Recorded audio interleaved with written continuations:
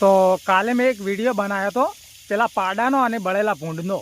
તો એ પાડાનો એક બીજો વિડીયો આવ્યો છે, તો પાડાનો પેલો વિડીયો જોઈ લઈએ. આજે આનું એક ઇન્ટરવ્યુ મેં જોયું. ઇન્ટરવ્યુ જોઈને તારી ફાટીને હાથમાં આવી રહી ને.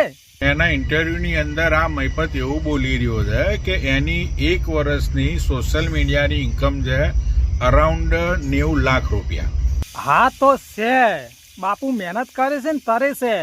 તારી ગોળ 100 ગ્રામ ખીચડી ખાઈને રેદું નથી વધારી પડવા.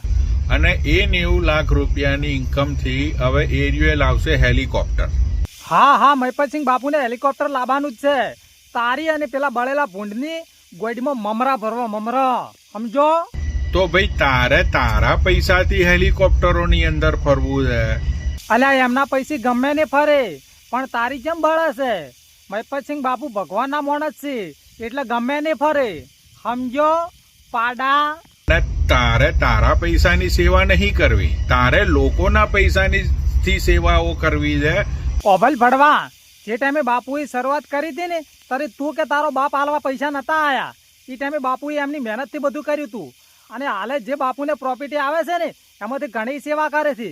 પણ તારા જેવા વિદેશમાં સંડાસ સાફ કરતા હોય ને એને ખબર ના હોય, સમજો ભડવા. અને તને ભગવાન બનવું છે.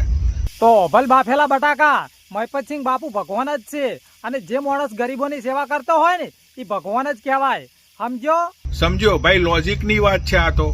તારી માનું નાતરું લોજિકની વાત છે પડવા.